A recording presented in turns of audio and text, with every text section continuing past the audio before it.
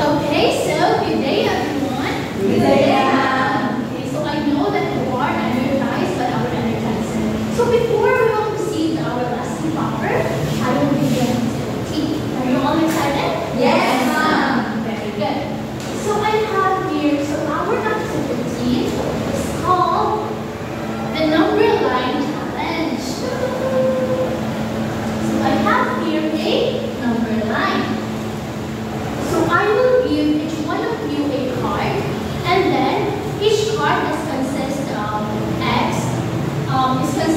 X greater than one number, and then you will plot. Each one of you will plot my card, the card that I gave. Okay, so there is no wrong answer in here. So if you don't know how to plot, just put an example. I will give example now. Example, X is less than 1. So, X is less than 1, so 1. So, you will put a line there. Okay. You will put a line. And then, we have this open circle and closed circle. If you know how to use it, you just use it. If you don't, it's okay, because we will correct that later. Okay, so I will give each one of you a card.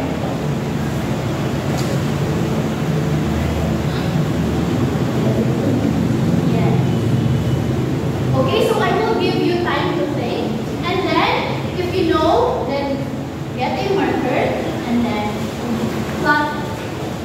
So I will give you a marker each. Just put a label. Sa gilid. Saka label sa gilid. Or sa atubangan. Like X is less than. Next.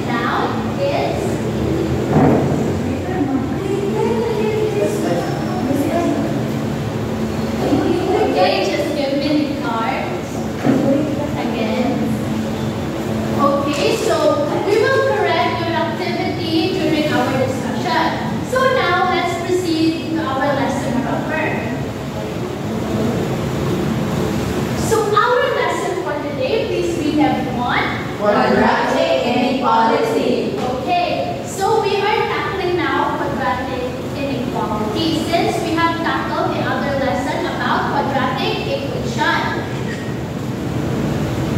So before we proceed, can we read our learning objectives? Differentiate between quadratic equations and quadratic inequalities. Illustrate quadratic inequalities using number line. Work collaboratively and responsibly with solving quadratic inequality problems in real activities. Okay, very good. Okay, so quadratic is derived from a Latin word, quadratur, which means square. So quadratic inequality is derived from the quadratic equation. So that's why from that meaning, which is quadratur, means square, we can say that quadratic inequalities is second degree inequation. So as we have discussed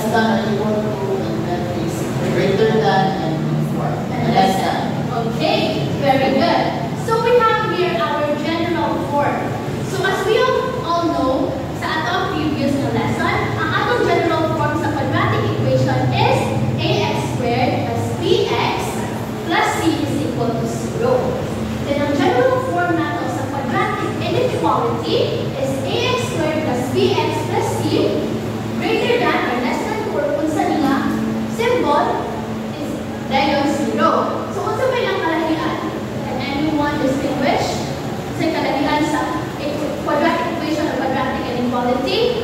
Yes? Is Sparta? So as for me, when we say quadratic equation, there is an exact value of what we are looking for. While for quadratic inequality, we are not specific on we don't have a specific value of what we are looking for. So it can be this in this number line from here, or not including this number, or include a shot. And so in equation, there is an exact number. In equality, we don't have the exact number or instead. So, in quadratic equation, naatay 2 maximum values of x. So, only 2 radyo na siya. Maximum values of x. It's either positive or negative 1, or it's either bukas siya value. So, hindi siya mag-exceed o tulo. But in quadratic inequality, we have a lot of values of x. Example, x is less than 1. So, all values from 0 up to negative infinity, mauna siya values sa atong x. So, ano siya? Next.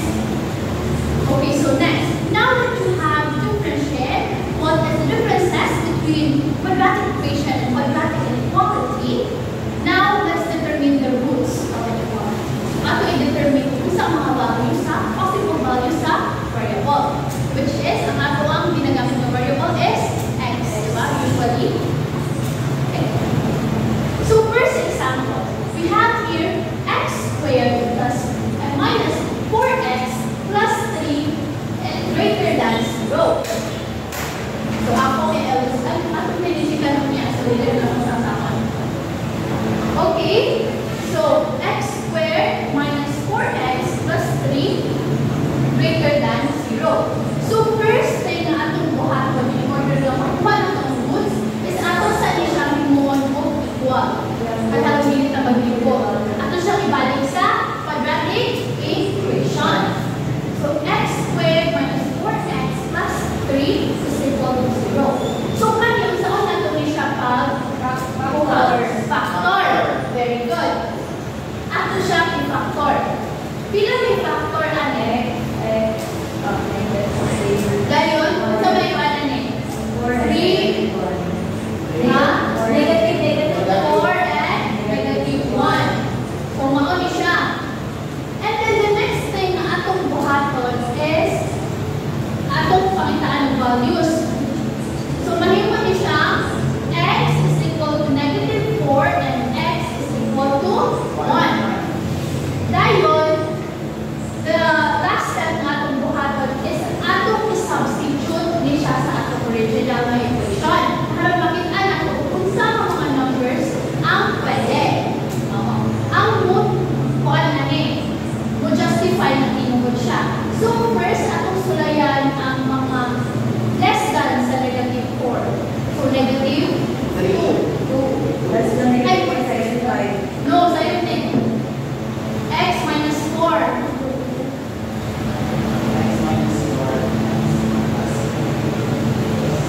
X minus 3 rather. Okay. X minus 3 of x plus 1, diba? Okay, x is equal to 3. Gayon, x is equal to negative, x minus 1 rather.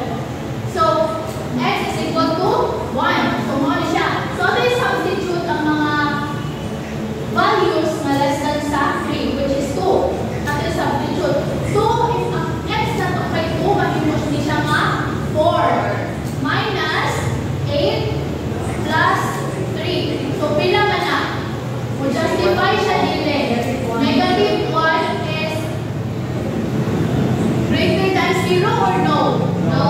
No. So, dili ko justify ang mga less than sa 3. So, next, ato ta sa greater than sa 3. So, 4. So, mahimo ni siya if 4, mahimo ni siya nga 16 minus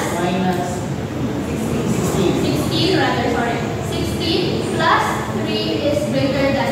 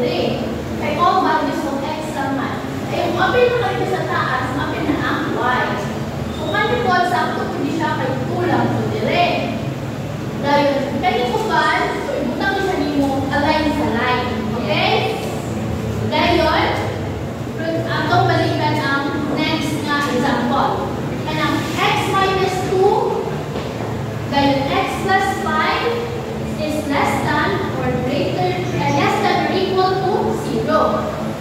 Okay. So, nakakuha naman siya. Hindi na natin yung factor. May mga factor naman siya lahat.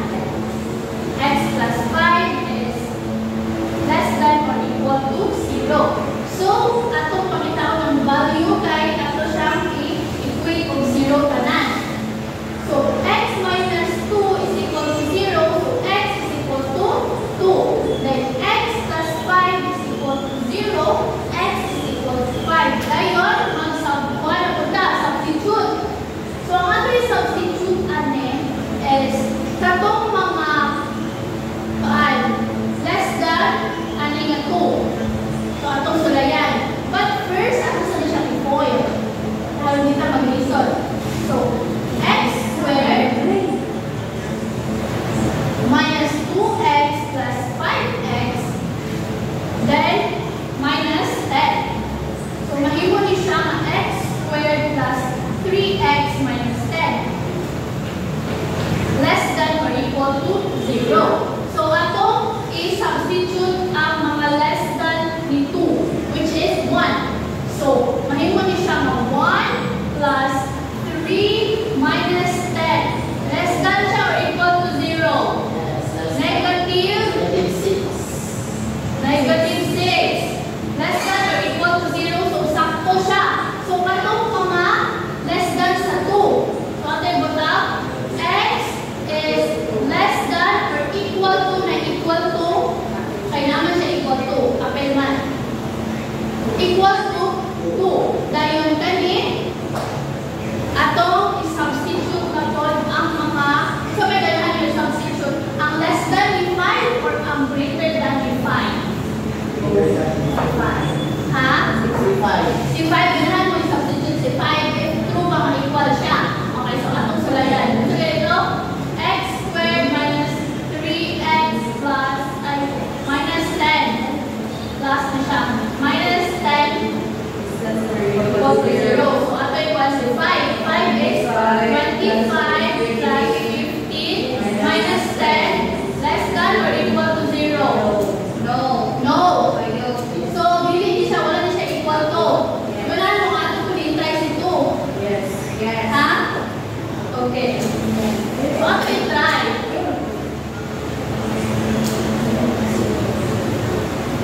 So, mahimo ni siya Plus 3x minus 10 okay. So, mahimo ni siya nga 4 plus 6 minus 10 less than or equal to 0. Correct. Correct. 0 man siya. Equal naman equal. So, correct. Yeah. Then next, ato na ito maganahan nyo less than or ang greater than ni 5? Less than. So, 4. So, mahimo ni siya nga 16 plus 12 minus 10. Oh, diba? So, ang greater. That is 36 plus 8. Sa negative 5 ni. Yes. Negative 5. Okay, sa negative 5, kung sa man ang less than. Negative 5 is negative 6 plus 2. Negative 6 kay 36 plus minus 18 minus 10. Sakto dire. No. Because that is 28. 28. 8 is now less than or equal to 0. 8. 38, 36 minus 38 na. 8 is now less than or equal to 0. Yes, very good. Dayon, ang iyahang sa to, greater negative 4. So, mahimo siya nga 16 minus 12 Minus 10. So, true siya. Yes. So, ano ta sa iyahang? So x Less than. Greater than. So, x is greater than or equal to negative 5.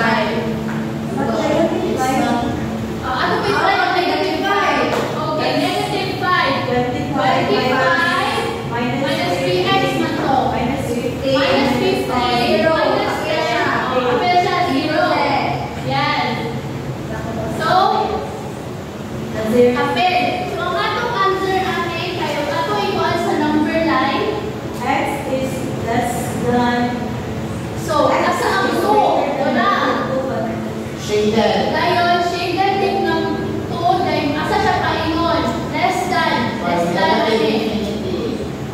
Dire. Yes. Yes. Dayon, But negative 5, greater than negative 5. So that negative 5, so, ana. So, ang iyaha, dili na siya may screen. Dili na. 2 hangtod, negative 5. So, more siya yung interval. Dili, negative infinity. So, negative 5, apin na ang negative 5. So, mag-unsa ta? from close bracket. Close bracket. Negative 5 o close circle. Hangtod sa 2. So, mo na siya ang atong answer. Yes. Okay, atin check. Sakto ba? Yes. Sa ating number 1 and ang number 2? Yes. Yes, sakto siya. So, wala siya yan na kay the element of x. So, nara siya ang range. Pwede mo na siya butangan nila yung the element of x, same lang ato. Okay? Yes. So, natin sa exercise. So, pinsa ang kailangan mo answer ano? Very good. Ha? Mrs. Parsha, you want to answer?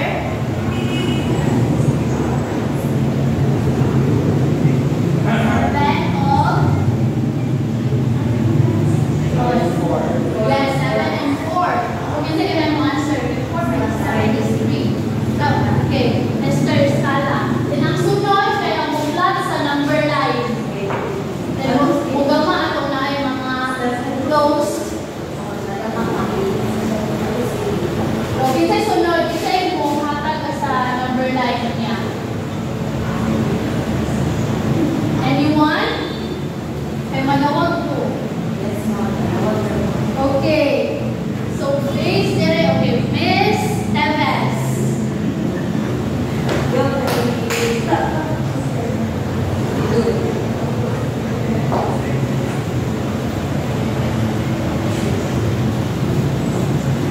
Ma'am, do I need to make a number line or just... Kanila, okay na.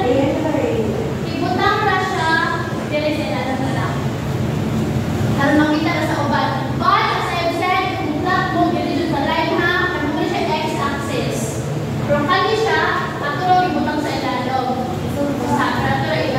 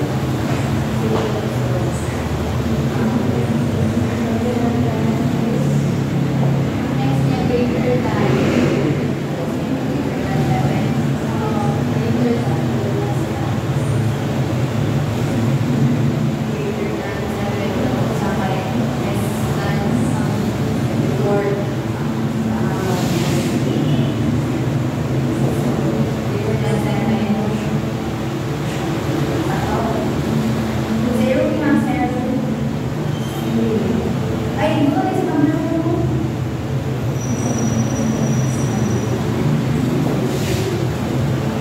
Less than -4. Ako, sa'yo. Yes. Sa'yo, sa filter ako. Dili lang sa filter distance. Negative infinity. Infinity.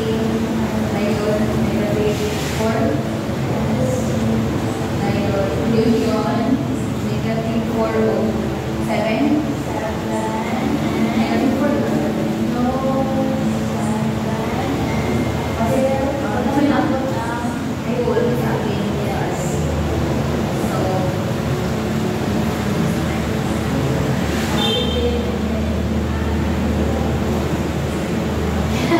Okay, so nag-get sa class. Yes, ma'am. Okay, so natin example dili sa ato siya i-on sa rate growth situation. So first question, kindly please read Ms. Tamala. Sarah wants to buy some notebooks for school. Each notebook costs $3 and she has almost $20 to spend. What is the maximum number of notebooks Sarah can buy? Okay, so after you understand the question, Sarah wants to buy some notebooks for school. So each notebook costs $3. So after you assume ang notebooks kay X, each na value ng notebook ay X. So $3 per notebook, so 3X. So, and she has at most $20 to spend. So mura yung kwarta, $20. So dapat ang iyang kapalit dili exceed sa $20. So kani siya is dapat less than sa 20. So ato ni siyang i-up pangayoon. So ato siyang i-divide both sides of 3. Eliminate 3, so 20 divided by 3 is 6. Yeah, 6.67. So wala may notebook na 6.67. So approximately dapat puno ra ka notebook ang iyahang paliton harong dili siya mulapaw sa $20 or sa iyahang budget. So nag-gets lang? yes. Okay. So kaning next ato i-check. Sakto ang ato answer. So next na question. Okay. Sige, read everyone. Jake is packing gift bags for a party. He has 50 candies and wants to divide them equally among the guests. Each guest should receive at least 5 candies. What is the maximum number of guests Jake can invite while ensuring each guest Gets Yes. at least 5 candies. So, ang guest, kasi kasabot niya anak. Si gets at X. Oo. So, balik, kada guest is dapat at least 5 LPs at maapon. So, 5x is equal to 5x equal ba?